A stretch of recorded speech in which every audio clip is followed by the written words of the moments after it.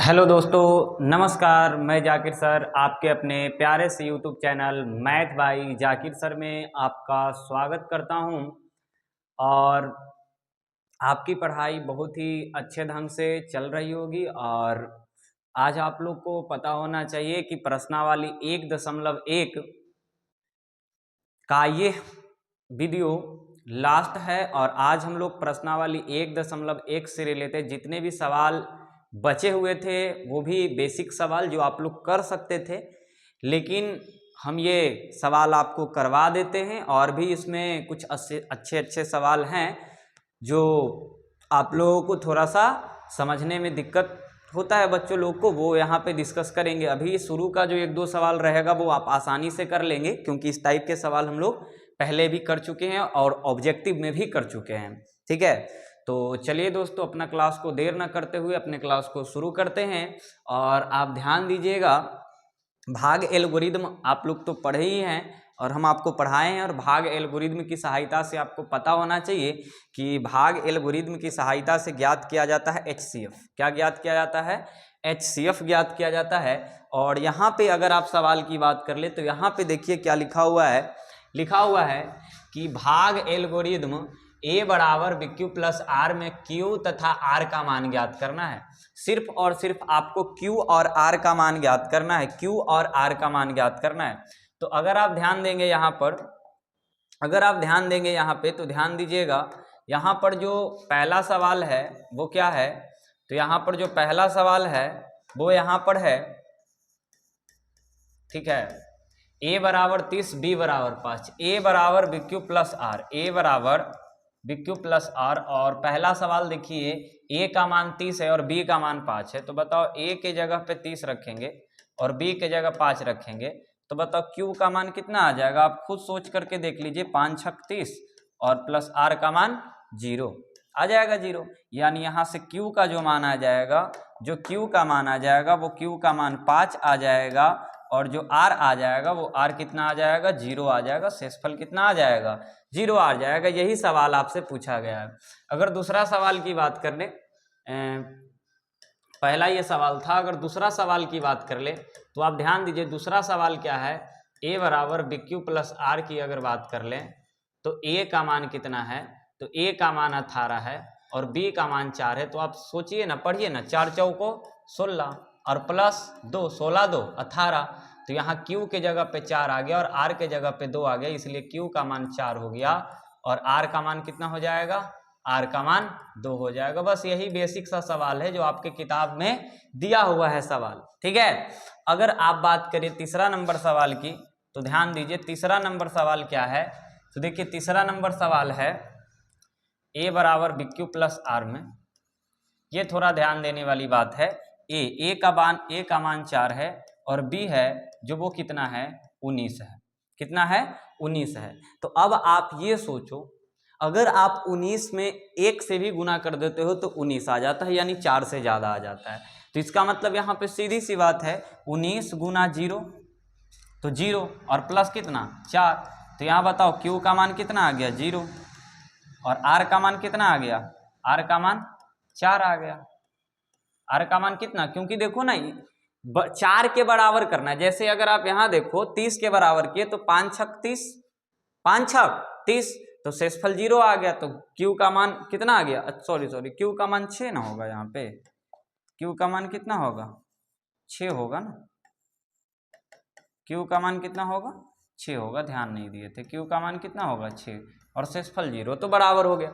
यहाँ बताओ A बराबर BQ प्लस R है तो 18 है, तो 4 का अगर बात करें तो यहाँ सोच लो, ये 4 है, ये 18 है, तो बताओ 4 चौको 16। तो Q का मान कितना आ गया? 4 और R का मान कितना हो गया? 2। ये रहा Q का मान। तो Q का मान 4, R का मान 2। अब वही सोचो ना कि 4 है और इधर 19 है, तो 19 का एक बार भी पहाड़ा पढ़ लोगे 19 हो जाएगा। तो सीधा 19 में 0 से गुना कर देंगे तो 0 हो गया और प्लस 4 जोड़ देंगे, 4 के बराबर हो जाएगा। तो ये आपको समझ में आएगा। उसी प्रकार यहाँ पे अगर 4 नंबर की बात कर ले तो यहाँ पे ध्यान दीजिएगा, 4 नंबर में क्या है। तो देखो, तो A बराबर BQ प्लस R, A बराबर BQ प्लस R की बात करें तो यहाँ A के जगह 81 है और B के जगह कितना है? 7। तो आप सोचो 81 को 7 से भाग मार के देखो तो, ध्यान दो तो 7 है, 81 है, तो बताओ 12 सते 84, तो 11 सते 77 हो जाएगा, यानी 4 बचेगा। ये Q का मान हो गया और ये किसका मान हो गया, R का मान हो गया। तो बताइए तो Q का मान बताओ कितना पढ़े, 11 बार पढ़े तो शेषफल कितना आ गया, 4 आ गया। तो यहाँ से Q का मान कितना हो गया 11 और R का मान कितना हो गया 4 हो गया। बस इस सवाल में यही तो पूछ रहा है ना, सवाल में क्या पूछ रहा है, Q तथा R का मान। तो बहुत ही बेसिक सवाल है और ऐसा आपका ऑब्जेक्टिव में भी पूछा जाता है और इस तरह के सवाल ऑब्जेक्टिव में कराए गए हैं। चलिए इसी तरह के और भी सवाल है जो आगे हम लोग देखेंगे, तो ध्यान दीजिएगा आप लोग सभी लोग। देखिए यहाँ पे अब जो सवाल है यहाँ पे ध्यान दीजिए, बस सवाल वही है, थोड़ा सा ध्यान देने की आप ध्यान देंगे अच्छे से, ठीक है। तो थोड़ा सा अगर अच्छे से आप ध्यान देंगे और भी मजा आएगा, ध्यान दीजिएगा।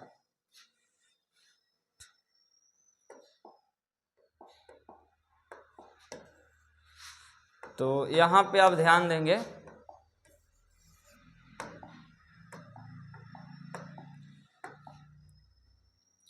तो अगर बात कर ले यहाँ पे तो ध्यान दीजिएगा। बताइए पहला सवाल क्या है,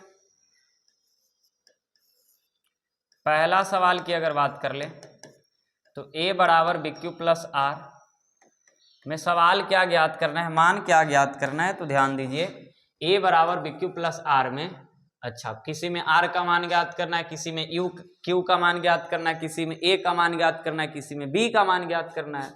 तो बताओ ना a बराबर BQ प्लस R की बात कर ले, a बराबर BQ प्लस R की बात कर ले तो ध्यान दो जो मान दिया हुआ रख दीजिए। a का मान 99 है, चलिए b का मान कितना है 12 है, ठीक। तो अब आप एक काम करें, यहां से भाग मार लें, ठीक है, और साथ में शेषफल भी आपको दे दिया है कितना, सॉरी R का मान पूछ रहा है। चलिए तो 12 और ये रहा 99, तो आप भाग दीजिए, तो 12 सते 12 96 हो जाएगा ना, 12 96, 12 96, तो यहाँ पे कितना बच जाएगा 3 बच जाएगा। तो यहाँ पर ये जो हो गया ये Q का मान हो गया और ये नीचे R का मान हो गया। तो अब आप ये बताइए ना कि यहाँ पे कितना मान भर देंगे, 12 थे 96 और प्लस कितना शेष 3। अब आपसे सवाल पूछा क्या है, ए में पूछा R का मान, R के जगह पे कितना है 3 है, तो R का मान कितना हो जाएगा 3 हो जाएगा, यही आपका क्या हो गया आंसर हो गया। आगे अगर आप ध्यान देंगे, ठीक है, आगे अगर आप ध्यान देंगे तो दूसरा सवाल क्या है, बी नंबर अगर आप सवाल देखेंगे तो बी नंबर सवाल क्या है, बी में है, बताओ a बराबर BQ प्लस R में ही आपको चेक करना है। तो बताओ a बराबर BQ प्लस R का रख करके मान ज्ञात कीजिए ना। तो बताओ a का मान 117 है, 117 रख दिए, b कितना है 12 है, चलो ना Q पता है और ना ही R दिया हुआ है कितना 9। तो ये तो बहुत सिंपल हो गया ना, 12 सत्ते 84, 12 96, 96 9 बरनामा अथोतल से, बरनामा अथोतल से, चलो भाग दे दो ना, 12 यहाँ पर ये 12 और ये 117, तो बरनामा 12 दहाँ का 120, 9 बार में लग जाएगा, बरनामा अथोतल से 108 था, नीचे कितना आ जाएगा 17 में से 8 गया 9, तो यहाँ पे ये 9 बार में लगेगा, Q का मान हो गया और शेषफल भी कितना आ गया 9, तो यहाँ पे कितना आ जाएगा जल्दी से बताइए कितना आ जाएगा 9 आ जाएगा, बरनामा अथोतल से, बरनामा अथोतल से, तो बरनामा अथोतल से तो 108 और 9 117। तो यहाँ से पूछा क्या जा रहा है, तो पूछा जा रहा है Q का मान, तो Q के जगह पे यही है, तो Q के जगह पे कितना आ जाएगा 9 आ जाएगा, यही क्या हो गया आंसर हो गया। इसी प्रकार आपको क्या करना है, इसी प्रकार ये BQ R रख करके B का मान ज्ञात करना है। चलिए तीसरा नंबर, सभी सवाल को हम सोल्व कर देंगे। चलिए अब ध्यान दीजिएगा, देखिए C नंबर सवाल पे देखिए, तो C नंबर क्या है, C नंबर ध्यान दीजिएगा, बताइए तो C नंबर क्या है, A बराबर BQ प्लस R में मान ज्ञात करना है। चलो देखो जो जो दिया हुआ है मान भर दो, A नहीं दिया हुआ, A निकालना है, चलो A की जगह ये रहेगा, B दिया हुआ है कितना 25, चलो Q कितना दिया हुआ है 12 और प्लस R कितना दिया हुआ 13, तो चलो A निकालो, तो 12 25 7 और 12 दूना का 24 3 36 प्लस 13, तो बताओ A का मान कितना आ गया 313, A का मान कितना हो गया 313, यानी यहाँ पे 313 आ जाएगा ना, कितना आ जाएगा 313 आ जाएगा। इससे पहले यहाँ Q के जगह पे 9 आया था ना, और यहाँ कितना आया था बरनामा 1296, तो 3 आ गया होगा। शेषफल कितना आ गया होगा? 3 आ गया होगा। चलिए डी नंबर देखो तो अब ध्यान से। चलो ए बराबर बी क्यू प्लस आर की बात कर ले, तो ए बराबर बी क्यू प्लस आर की बात कर ले तो ए 219 है, कोई बात नहीं। चलो बी नहीं दिया है। चलिए क्यू कितना है? 14 है। और प्लस आर कितना है? 9 है। इसको इधर लेके आ जाओ, तो 219 और -9 बराबर 14 भी। तो 219 में से 9 गया तो 210 आ गया, 210 बराबर 14 भी। अब देखो ये 14 से कटेगा ही कटेगा। अब ध्यान दीजिए, तो ये 7 से तो कट ही जा रहा है, 7 दूना का 14 और 7 या 21 30। अब ये 2 से कट गया के बार में? 15 बार में, इसलिए का छत के कितना आ गया? इसलिए बी का मान जो आ गया वो 15 आ गया। इस तरह के सवाल आपको भारतीय भवन की किताब में मिलते हैं ज़्यादातर देखने को, इसीलिए बहुत लोगों को होता है, ठीक है। तो यहाँ पे पहले बी का मान भर देते हैं, कितना? 15। क्योंकि होता क्या है कि सवाल जैसे किसी सिन्हा बनाएंगे और इस तरह के सवाल नहीं मिलेंगे, भारतीय भवन में इस तरह के सवाल मिलेंगे तो वहाँ बच्चे फंस जाते हैं कोई सवाल में। तो ऐसा कोई नहीं, पढ़ने के बाद आपको कहीं से कोई दिक्कत नहीं होगा, पूरा आराम से कोई भी किताब, बिहार बोर्ड का कोई भी प्रकाशन का आप किताब उठा लीजिएगा, आपको आसानी से सभी सवाल बन जाएंगे। इसके लिए कोई दिक्कत वाली बात नहीं है। अब ध्यान से करते चलिए, बेसिक चीज़ है, हल्का चीज़ है, तो ऐसा नहीं कि इसको छोड़ देंगे, नहीं बनाएंगे। अच्छे से एक बार पढ़ लीजिए, उसके बाद फिर आपको एहसास होगा कि हाँ ये बहुत हल्का है, हम कर सकते, तो छोड़ दीजिएगा। लेकिन एक बार जरूर अच्छे से कॉपी में इसको लिख लीजिए, ठीक है। ध्यान दीजिए, आगे और भी इसी तरह के सवाल हैं और इसमें थोड़ा सा और आगे चेंज किया होगा। चलिए देखिए, अब इसमें देखिए यहाँ पे ध्यान दिया जाए, तो यहाँ पर क्या है, ध्यान दीजिएगा,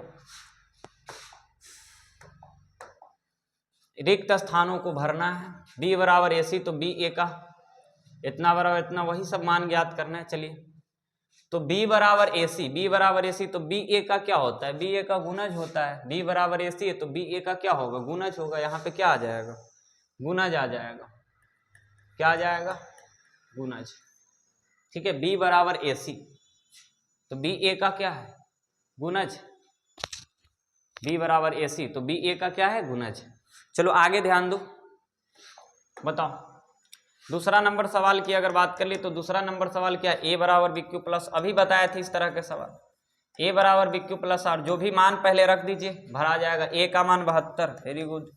चलिए बी कितना है? 9 है। चलिए क्यू ज्ञात करना है, आर दे दिया है कितना? अच्छा बी, अच्छा आर ज्ञात करना है, ये सब कुछ भी नहीं दिया, सिर्फ बी का मान दिया। तो यहाँ से सोच लो ना, 9 थी 72, तो शेष कितना आ जाएगा? 0। आर का मान पूछ रहा है तो आर यही ना, शेषफल नहीं होगा? बताओ, शेषफल यही तो बचा ना। ये क्यू का मान हो गया, अगर क्यू का मान पूछता तो 8 हो जाता, आर का मान पूछा तो इसलिए कितना हो जाएगा? 0 हो जाएगा। जल्दी से बताओ आर का मान कितना हो जाएगा? 0 हो जाएगा। चलिए अगर तीसरा नंबर सवाल की अगर बात कर ले तो तीसरा नंबर सवाल आप ध्यान दो, आसानी से कर लोगे। यदि भाग एल्गोरिथम ए बराबर बी क्यू, इसी पे सवाल ही है, यानी इस तरह के सवाल ऑब्जेक्टिव आपको देखने को मिलता है। ए बराबर बी क्यू प्लस आर की बात कर ले तो देखो, ए ज्ञात करना है, ए रहने दो। चलो बी कितना है? 4, क्यू कितना है? 5, आर कितना है? 1। तो बताओ ना, ये बराबर कितना हो गया? 5 चौको 20 प्लस 1 21, इसलिए ए का मान कितना हो गया? 21 हो गया। Very good. चलिए ए के जगह पे कितना आ जाएगा? 21 आ जाएगा। चलिए 4 नंबर सवाल की अगर बात कर ले तो 4 नंबर सवाल क्या है? ये वही सवाल है उसी तरह का, ए बराबर बी क्यू प्लस आर। तो ए बराबर बी क्यू प्लस आर, तो बताओ ए कितना है? 37 है। चलिए बी कितना है? 4 है। क्यू नहीं दिया है, क्यू दिया नहीं है, चलो क्यू खाली छोड़ देते हैं। आर दे दिया है कितना? ए, आर दे दिया है 1। सोचो ना, 4 नामा 36 और 1 37, तो क्यू के जगह पे कितना हो जाएगा? 9 हो जाएगा। ये सब सवाल तो आराम से कर सकते हैं सभी लोग। तो इस तरह के सवाल क्या होता है, आराम ऑब्जेक्टिव सवाल पूछे जाते हैं, लेकिन हम ये समझिए कि आपको बुक सॉल्यूशन करवा करके दे रहे हैं, ठीक है। आप कोई भी किताब उठा करके बनाइए ईमानदारी से। एनसीईआरटी तो कोई प्रश्न नहीं छूटेगा आपका एनसीईआरटी का, ठीक है। ये सब बेफिक्र रहिए, एनसीईआरटी आपके लिए बहुत ही आसान हो जाएगा, ठीक है।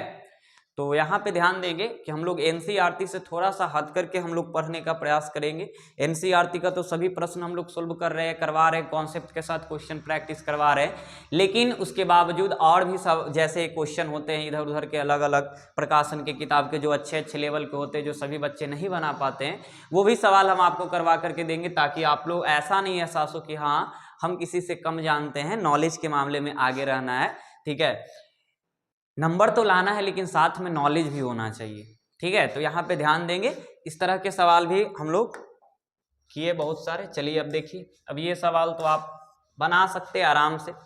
ठीक है, बोलिए बताइए, अगर ध्यान देंगे यहाँ पे तो बताइए जल्दी से, बताइए तो क्या है। अच्छा, इसमें और छोड़ दिए क्या? अच्छा 5 सवाल है, कोई बात नहीं। चलिए 5वां नंबर अगर सवाल देखेंगे तो 92 बराबर क्या, ध्यान दीजिएगा, 92 बराबर लिखा हुआ है 12 गुने 7 प्लस 8। तो आगे पूछा जा रहा है 92 12 जो एचसीएफ है, जो एचसीएफ है वो 92,12 बराबर होगा एचसीएफ मतलब मसा किसका, 12 और कॉमा किसका होगा, यही पूछा है। तो सोचो ना अगला स्टेप में क्या लेके आते हैं, अगला स्टेप में तो सिंपल ना, 12 इधर आ जाता और फिर ये शेषफल इधर आ जाता, आठ एकम आठ और प्लस 4, इसी प्रकार तो करते हैं ना, आठ एकम आठ प्लस 4। अगला स्टेप यूक्लिड विभाजन एल्गोरिथम की सहायता से मसा जानते हैं ना। तो बताओ 12 के बाद फिर क्या आ जाता, जैसे 92 12 उसी प्रकार 12 और कितना 8, 12 और कितना 8, जल्दी बताइए 12 और कितना आ जाएगा 8, यानी यहाँ पर जो भराएगा ना वो कितना आ जाएगा 8 आ जाएगा, यानी 12 8 का जो मसा आएगा वही 92 और 12 का मसा आएगा, बस यही है बात। चलिए 6 नंबर सवाल की अगर बात कर ले तो देखो 6 नंबर सवाल क्या है, और ध्यान देंगे यहाँ पे 6 नंबर सवाल क्या है, 42 इक्वल तो कितना है 35 गुना 1 प्लस 7, और यहाँ 35 बराबर कितना है 7 गुना 5 प्लस 0। तो पूछा जा रहा है 42 35 का मसा, 42 और 35 का मसा, आप सोचो ना 42 35 का जब मसा निकाले तो यहाँ पे देखो तो शेषफल 0 आ गया ना,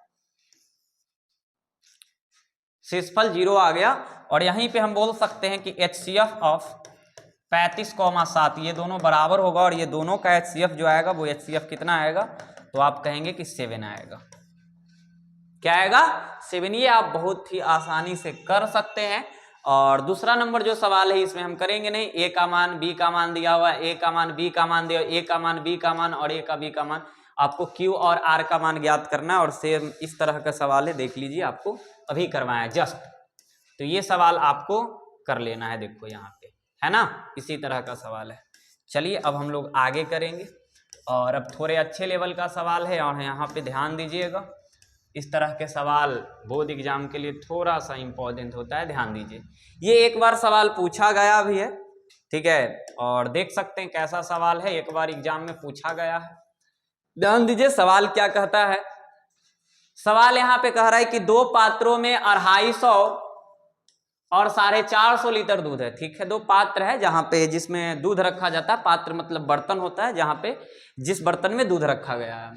पात्र की महत्तम धारिता, अच्छा महत्तम मतलब एचसीएफ बोल दिया, एचसीएफ क्या होगा, जो दोनों पात्रों को दूध को पूर्ण रूप से माप सके, पूर्ण रूप से क्या कर सके, माप सके, यानी सीधा कह दिया दोनों का एचसीएफ ज्ञात करना है। तो चलिए हम लोग एचसीएफ ज्ञात करते हैं। तो अगर बात करें तो यहां पे लिख देंगे, चूंकि दिया है,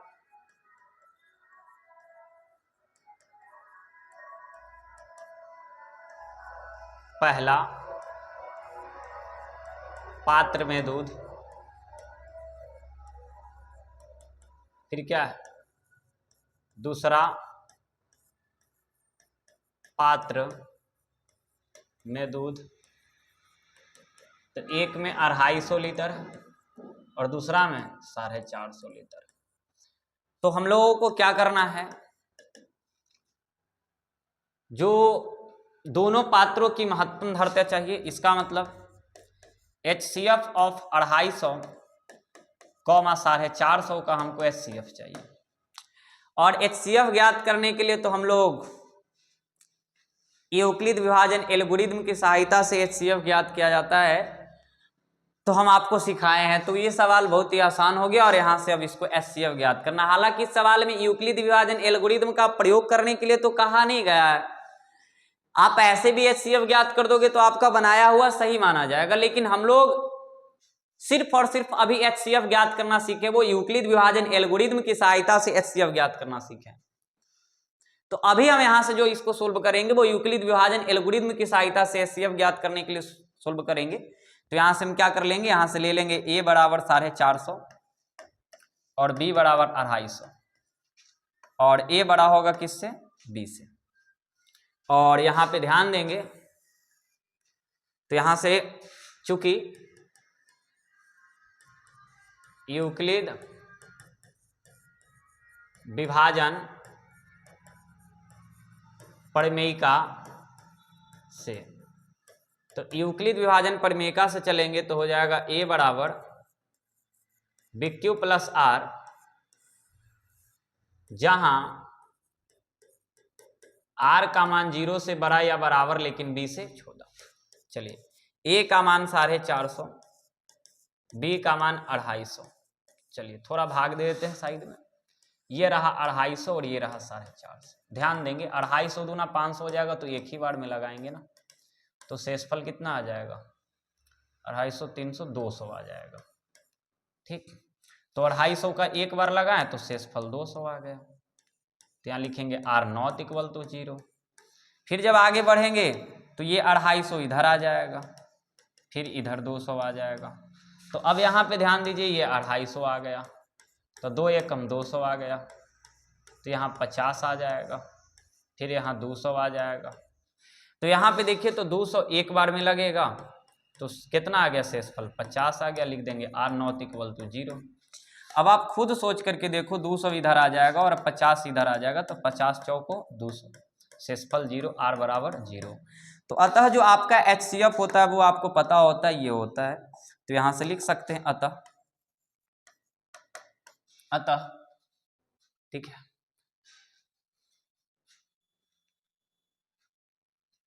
अतः पात्र की महत्तम धारिता, पात्र की महत्तम धारिता 50 लीटर होगी। बस यहाँ पे करना था, इस प्रकार आपको इस क्वेश्चन को करना था, लेकिन इसके आगे का जो सवाल है वहाँ पे थोड़ा सा बच्चा लोग को दिक्कत देता है। तो आप इसके आगे के सवाल को थोड़ा सा ध्यान से समझने का प्रयास करेंगे और ध्यान से समझेंगे। हालांकि यह सब जो प्रश्न हम करवा रही है केसी सिन्हा की किताब है, हम आपको बहुत सारे किताब का प्रश्न करवा रहे हैं, आपको बस मेहनत करने की ज़रूरत इधर उधर से कुछ नहीं है, बस जितना करवा दे रहे हैं बस उसको करिए। ऑब्जेक्टिव सब्जेक्टिव सब चीज़ की तैयारी करवा दे रहे हैं आपको, जिस प्रकार हम पढ़ा रहे हैं। फिर उस टॉपिक से जैसे प्रश्नावली 1.1 पढ़ा रहे हैं तो 1.1 से आपको सवाल कितना आ सकता है और कितना सवाल पूछा हुआ है वो सभी सवाल हम आपको करवा दे रहे हैं। ठीक है, जैसे 1.1 से रिलेटेड 20 या 25 ऑब्जेक्टिव टाइप सवाल आपको करवा चुके थे।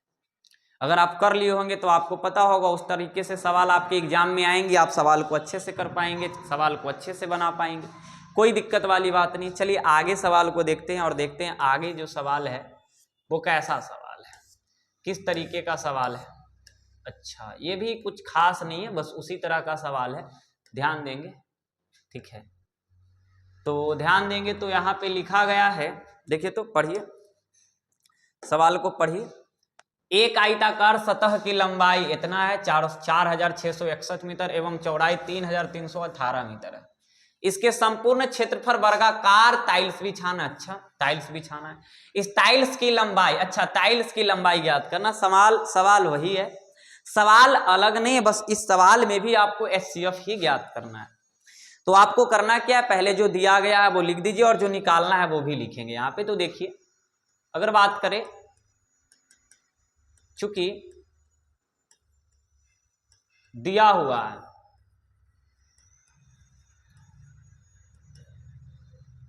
आयताकार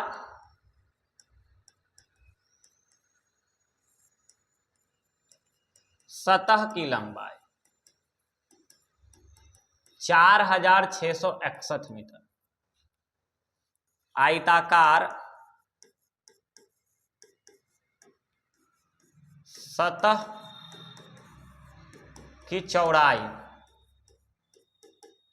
3318 मीटर। तो हमको चाहिए टाइल्स की लंबाई,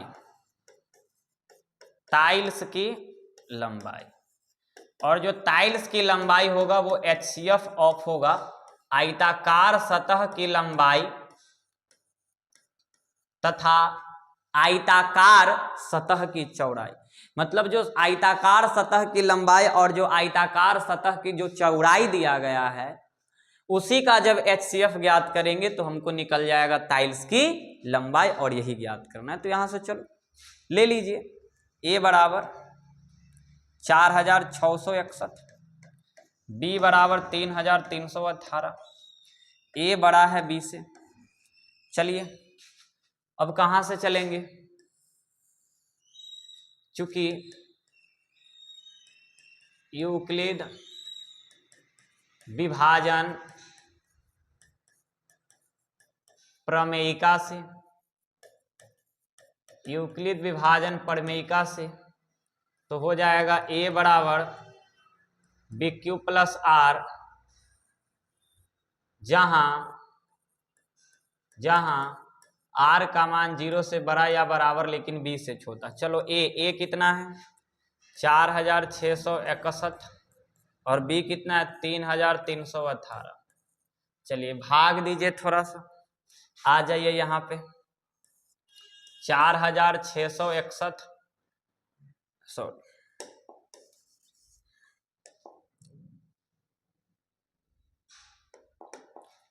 यहाँ पे ध्यान दीजिएगा, 3318 और 4661 एक ही बार में जाएगा तो 3318 आ जाएगा, 11 में से 8 गया 3 आएगा, 5 में से 1 गया 4, 6 में से 3 गया 3 और 4 में से 3 गया तो 1।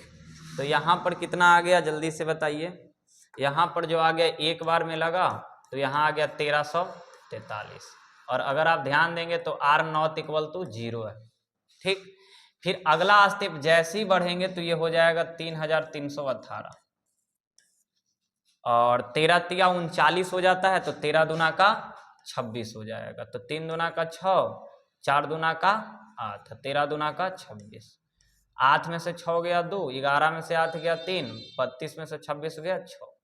तो फिर कितना आ जाएगा, अगर आप ध्यान देंगे तो 3318 बराबर 1343, ये के बार में लगा 2 बार में लगा और शेष कितना आया 632 आया, और यहाँ लिखेंगे R नॉट इक्वल टू 0। अगला स्टेप में क्या होगा तो 1343 आएगा और बराबर यहाँ 632 आएगा, और जैसे ही 632 को अगर बात कर लेते हैं तो यहाँ पे लिख लेते हैं 632 से। ध्यान दीजिएगा इधर, थोड़ा सा इधर ध्यान दीजिएगा। अब 632 का जो भाग करना है वो करना है किससे 1343 से, तो ये रहा 632 और ये रहा 1343। ये आप रफ साइड में कर सकते हैं। 6 दूना का 12, 36 18, 3 बार में 1800 आ जाएगा, इसलिए 2 बार में ही लगेगा। 2 दूना का 4, 3 दूना का 6 और 6 दूना का 12। 13 में से 4 गया तो 9 आ जाएगा और 13 में से 6 गया तो 7, 79 आ जाएगा। यानी 2 बार में लगाएं तो कितना आ गया 79 आ गया। तो R नॉट इक्वल तो क्या हो गया 0। अब अगला स्टेप जो आएगा वो 632 बराबर कितना आ जाएगा 79। तो 7 63, ठीक है 7 63। अब ये 79 या 632 तो 7 63 जाता है तो आधी बार में लगेगा, तो 9 8 72 की 2 7 और 7 थे 56 और 7 तो 56 4 7, 56 4 7 3 63 आ ही जाएगा 63। तो कट के शेषफल कितना आ गया 0, यानी कितना बार में 8 बार में लग गया तो शेषफल 0 आ गया, तो R बराबर 0 हो गया। ततः जो HCF जो हो गया वो HCF कौन हो गया 79 हो गया। तो कितना हो गया HCF 79 हो गया। HCF किसका किसका, तो 4661 और 3318 का HCF 79 हो गया। और हम लिख सकते हैं कि अतः टाइल्स की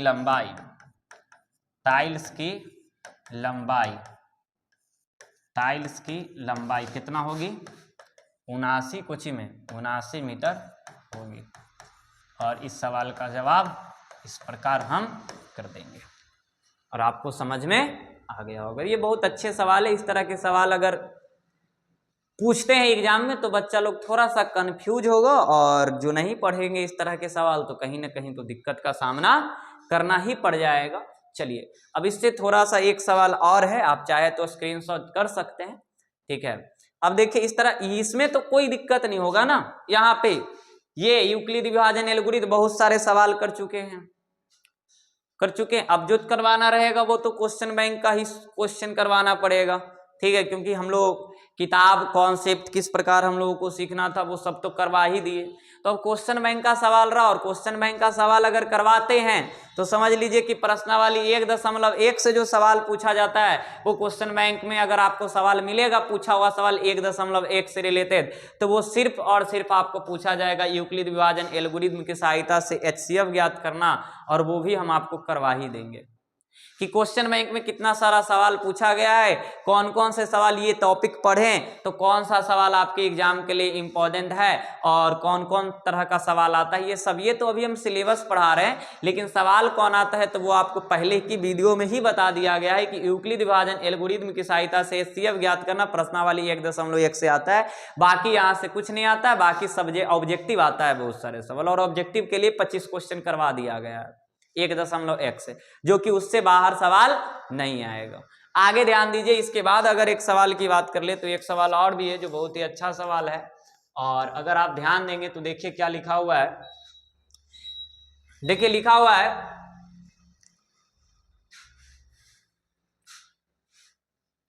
वर्गाकार टाइल्स की न्यूनतम संख्या ज्ञात करें जो एक आयताकार ध्यान दीजिएगा, जो एक आयताकार फर्श को ढक सकती जिसकी लंबाई चौड़ाई क्रमशः 16 मीटर, 58 सेंटीमीटर और 8 मीटर 32 सेंटीमीटर है। पहले जो दिया गया है वहां पे ध्यान दीजिए, ठीक है। तो यहां पे दिया क्या गया है, ध्यान दो, वर्गाकार टाइल्स की संख्या ज्ञात करना है। देखो संख्या तभी ज्ञात हो सकता है जब वर्गाकार टाइल्स की लंबाई पता हो। तो हम लोग वर्गाकार टाइल्स की लंबाई पता होगा, और वर्गाकार टाइल्स की लंबाई कैसे ज्ञात करेंगे, तो वो आयताकार सतह के फर्श का कुछ लंबाई दिया हुआ रहेगा, कुछ चौड़ाई दिया हुआ रहेगा। तो आयताकार फर्श का लंबाई और आयताकार फर्श का चौड़ाई से हम क्या कर सकते हैं, वर्गाकार टाइल्स की लंबाई ज्ञात कर सकते हैं। और वर्गाकार टाइल्स की लंबाई जब ज्ञात कर लेंगे तो हम टाइल्स की संख्या भी ज्ञात कर सकते हैं कि उस फर्श पर कितना टाइल्स की संख्या लगेगा उस लंबाई का। तो सबसे पहला काम होगा हम लोगों को क्या ज्ञात करना, टाइल्स की लंबाई ज्ञात करना। तो चलिए हम लोग टाइल्स की लंबाई ज्ञात करते हैं और देखते हैं किस प्रकार टाइल्स की लंबाई, तो अभी तो ज्ञात करने के लिए सिखाए थे। आ जाइए यहां पे लिखेंगे, चूंकि दिया हुआ है, ध्यान दीजिएगा, चूंकि दिया हुआ है तो बताओ क्या दिया हुआ है, आयताकार फर्श की लंबाई, आयताकार फर्श की लंबाई 16 मीटर 58 सेंटीमीटर। इसको कन्वर्ट कर लो सेंटीमीटर में, 1 मीटर में 100 सेंटीमीटर होता है, आपको पता होना चाहिए, होता है ना। तो बताओ 16 मीटर में 1600 और इधर 58, तो 1658 सेंटीमीटर हो गया। बोलो कोई दिक्कत, कोई दिक्कत नहीं। आयताकार फर्श की चौड़ाई बताइए, तो चौड़ाई कितना है, 8 मीटर 32 सेंटीमीटर। बताओ जल्दी से, 1 मीटर में 100 सेंटीमीटर होता है, तो 8 मीटर में 800 और 32 इधर 832 सेंटीमीटर। कोई दिक्कत, कोई दिक्कत नहीं। चलिए अब हम लोगों को सबसे पहला वर्गाकार टाइल्स की लंबाई ज्ञात कर लो। तो अगर हम आपसे पूछे कि वर्गाकार टाइल्स की लंबाई, वर्गाकार टाइल्स की जो लंबाई है वो कैसे ज्ञात करेंगे, तो HCF ऑफ आयताकार फर्श की लंबाई और चौड़ाई का HCF ही वर्गाकार टाइल्स का लंबाई होगा, यानी 1658 और 832। यानी सबसे पहले हम लोगों को ज्ञात करना होगा इसका HCF। HCF तो ज्ञात कर सकते हैं, और HCF ज्ञात करेंगे किस प्रकार, तो यूक्लिड विभाजन का ही प्रयोग कर लेंगे। यहां प्रयोग करना नहीं यूक्लिड विभाजन, लेकिन यूक्लिड विभाजन एल्गोरिथम का प्रयोग करके हम लोग क्या करेंगे, सवाल को करेंगे।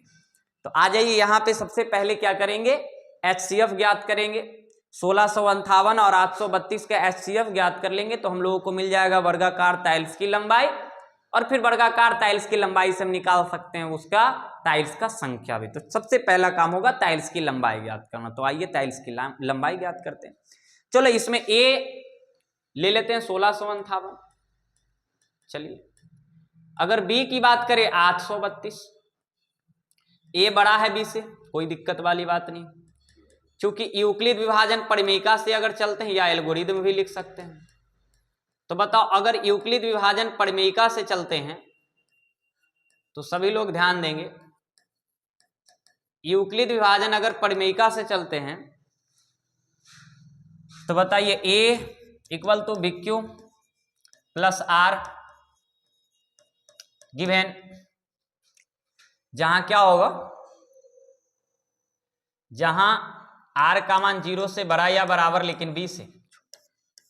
चलो A कितना है, तो ये 1658 है। चलो B कितना है, 832 है। चलो भाग देकर के निकाल लेते हैं। बताइए 832 और 1658 है, तो दो बार में तो लगेगा नहीं, एक ही बार में लगेगा। तो 832, क्योंकि ज्यादा हो जाएगा ना, 8 में से 2 गया 6, 5 में से 3 गया 2, 826 एक आया, और शेषफल कितना है 826। R0 इक्वल टू 0 कर लेंगे, अगला स्टेप में आ जाएगा 832 और इक्वल टू 826। आगे जब बढ़ाएंगे तो एक बार में ही तो जाएगा, तो शेष 6 बचेगा, तो 1 और प्लस 6, R0 इक्वल टू 0। और अगर यहाँ पे 826 है और अगर आप ध्यान देंगे तो यहाँ पे 6 है, तो देखिए तो 6 को अगर हम 826 से भाग देते तो 6 एकम 6, 2 आएगा 2, 6 18, फिर 4 6, 6 सते 42, तो 4 आ जाएगा, यानी 137 और प्लस में कितना आ जाएगा 4, R0 इक्वल टू 0। फिर अगर आप ध्यान देंगे ना, यहाँ पे थोड़ा सा अगर आप ध्यान देंगे, चलिए यहाँ पे इतना स्क्रीनशॉट कर ले, अभी ये 1-2 स्टेप और भी आगे बढ़ेगा, इतना स्क्रीनशॉट कर लीजिए। चलिए कर लिए होंगे स्क्रीनशॉट, और आप इधर ध्यान दीजिए, इधर। चलिए अगर आप ध्यान देंगे ना यहाँ पे तो देखिए क्या होगा, उसके बाद ये जो आप ध्यान दे रहे हैं, तो ये जब आगे की ओर आएगा तो ध्यान दीजिए, आगे की ओर जब आएगा तो कितना आ जाएगा 6 बराबर 4। यहाँ पे ये कितना बार में लग गया, 137 बार में लग गया ना, यहाँ पे ध्यान दीजिएगा।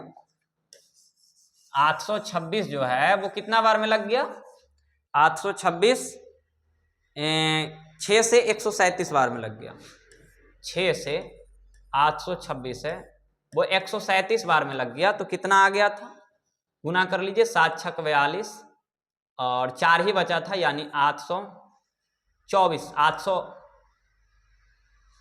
822 आ गया होगा, तभी तो बच सकता है 822।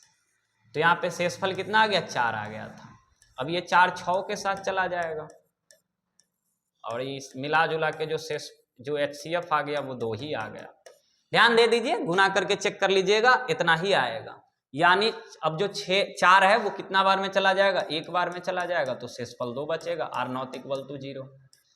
अब ये जो 4 है, अब तो आसान हो गया ना, 4, अब ये 2 आ जाएगा, 2 दूना का 4, तो R इक्वल तो क्या हो गया 0। तो जो HCF जो आ गया ना, वो HCF किसका, तो 1658 और कितना है 832, इसका HCF 2 आ गया, कितना आ गया 2 आ गया। तो 2 आ गया, इसका मतलब हम लिख सकते हैं अतः वर्गाकार टाइल्स की लंबाई, टाइल्स की जो लंबाई होगा वो कितना होगा बताओ, सब सेंटीमीटर में बदल दिए थे ना, 2 सेंटीमीटर का होगा। तो सबसे पहला काम हम वर्गाकार टाइल्स की लंबाई ज्ञात कर ली। अब ध्यान दीजिए, अब यहां के बाद थोड़ा सा आपको ध्यान देने वाली बात यह है, ठीक है, यहां से थोड़ा सा और ध्यान देने वाली बात यह है कि अब जो हम लोगों को पूछ रहा है ना वो टाइल्स की संख्या, यानी अभी जब तक जो हम HCF यूक्लिड विभाजन एल्गोरिथम की सहायता से जो ज्ञात किए थे, तो उस वहां से हम वर्गाकार टाइल्स की लंबाई ज्ञात कर लीजिए। पुनः जो हम लोगों को ज्ञात करना होगा वो उतना लिखने के बाद यहां के बाद आना है, पुनः हम लोगों को निकालना है टाइल्स की संख्या। और आपको बता दें कि जो टाइल्स की संख्या होगी ना वो आयताकार सतह का क्षेत्रफल बटे वर्गाकार टाइल्स का क्षेत्रफल, और यहां से आपको बता दें कि आयताकार सतह का क्षेत्रफल लंबाई गुना चौड़ाई, और वर्गाकार टाइल्स का वर्ग का क्षेत्रफल होता है भुजा स्क्वायर, और यहाँ पे a का स्क्वायर कर देंगे, कोई दिक्कत वाली बात नहीं है। अब लंबाई की बात कर ले तो देले था 1658, देख लीजिए वर्गाकार आयताकार, और चौड़ाई कितना 832, और वर्गाकार टाइल्स का क्षेत्रफल भुजा निकालिए, भुजा बोलिए लंबाई बोलिए, बात दोनों एक ही है। तो बताइए भुजा कितना है 2, तो 2 का स्क्वायर यानी 2 गुने 2, कोई दिक्कत वाली बात नहीं है। या फिर चलो ऐसे भी लिख लो, चलो कहा तो ना यहां से डायरेक्ट 2 का स्क्वायर कर लेते हैं ना तो ज्यादा अच्छा होता ना। चलो तो यहां पे अगर आप ध्यान दो तो 2 का स्क्वायर कर लेते हैं, ठीक। और यहां पे अगर एक लाइन और आगे अगर हम चल जाएं तो क्या दिक्कत है, कोई दिक्कत नहीं है। चलिए ध्यान दीजिए, तो बताओ 1658 अगुना 832, और नीचे आ गया कितना 2 का स्क्वायर 4, देखो 4 से सब कटेगा, चलो इसको काट देते, 4 दूना का 8 और 4 अठे 32, 208। अब 1658 में ये 208 से जो गुना करेंगे वही तो मेरा क्या आ जाएगा, आंसर आ जाएगा। तो चलिए 1658 में 208 से गुना कर लेते हैं, 1658 और ये रहा 208, चलिए गुना करिए, अथी 64, 4 6 8 5 40, 6 46 की 6 हाथ में 4, 8 6 48, 4 52, हाथ में 5, 8 5 13, ये रहा 13। चलो कोई दिक्कत वाली बात नहीं है, आगे देख लो। 0 से करोगे तो 0 0 0 0, 8 दूना का 16, 5 दूना का 10 1 11, 16 दूना का 32 आए 33, जोड़ लीजिए, 4 6 6 2 8, 3 1 4, 3 1 4 और 3, कितना हो गया, इकाई दहाई सैकड़ा हजार 10,000 लाख, 3,44,864। अतः वर्गाकार टाइल्स की संख्या 3,44,864 है। यही आपको करना था, ठीक है। विश्वास करते हैं कि आपको अच्छे से समझ में आ गया होगा। और आज हम आपको बता देते हैं, ध्यान से 2 मिनट मेरी बातों को सुनेंगे, और अब जो इसके बाद जो आपको बताएंगे तो वो आपका प्रश्नावली 1.2 का कॉन्सेप्ट, बुक सॉल्यूशन और प्रीवियस ईयर क्वेश्चन, ठीक है। इसके बाद चलेगा, लेकिन अगर बात कर ले तो अभी जो हम लोग किए, क्या ध्यान से सुनिएगा, तो अभी जो हम लोग किए हैं वो प्रश्नावली 1.1 में कॉन्सेप्ट, बुक सॉल्यूशन, कॉन्सेप्ट भी कर लिए, बुक सॉल्यूशन भी कर लिए, क्वेश्चन बैंक करना बाकी है, ठीक। और आपको बता दें कि क्वेश्चन बैंक में सिर्फ एक ही टाइप का सवाल है, यहां से सब्जेक्टिव, यूक्लिड विभाजन एल्गोरिथम की सहायता से HCF ज्ञात करना। बाकी कोई सवाल इस टॉपिक से आया ही नहीं है कभी, अगर आया है तो ऑब्जेक्टिव आया। तो यहां से 2 अंक का सिर्फ एक ही सवाल पूछता है और प्रत्येक साल पूछा जाता है, इस बार भी पूछा। ठीक है, तो हो सकता है हम एक वीडियो में आपको करवा दे क्वेश्चन बैंक, और मिल ही जाएगा, करवा ही देंगे, ज्यादा नहीं, 15-16 सवाल, मान लो 10 सवाल के आसपास पूछा हुआ सवाल होगा, बाकी आप किताब में से कर लीजिएगा, बाकी तो करवा ही दिए, बाकी आप कोई भी किताब में से कर लीजिएगा तो आसानी से आप सवाल हो जाएगा। तो क्वेश्चन बैंक करवा देंगे, और अगर क्वेश्चन बैंक ना करवाएं तो फिर प्रश्नावली 1.2 चलेंगे। और हालांकि आप कर सकते हैं, आराम से कर सकते हैं, अगर क्लास पूरे अच्छे से कर लिए तो आपको कोई समस्या होने वाला नहीं, बहुत ही आराम से, बहुत ही बेहतरीन ढंग से आप सवालों को कर लेंगे, कोई दिक्कत वाली बात नहीं है। ठीक है, तो आज के लिए बस इतना ही। अगर वीडियो अच्छा लगा हो तो प्लीज लाइक जरूर करें, अगर चैनल पे नए हैं तो चैनल को सब्सक्राइब भी कर लें, और